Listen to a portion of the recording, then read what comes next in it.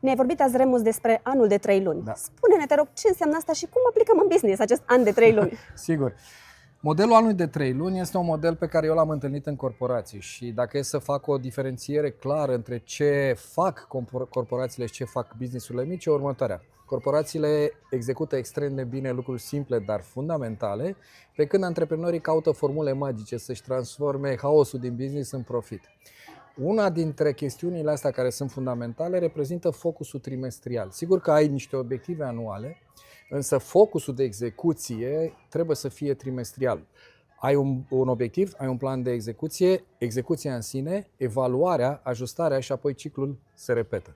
În felul acesta poți să construiești, să aplici efectul compus și să construiești trimestrul următor pe rezultatele primului trimestru. Ce se întâmplă în final, Mihaela, este că rezultatele cresc exponențial. Mulțumesc! Vrei să afli mai multe informații despre ce înseamnă planificarea business-ului tău pe acest an de 3 luni? Vino la următoarea întâlnire Biz Club și aici, alături de colegii noștri și de mentorii din Biz Club, poți să afli aceste informații.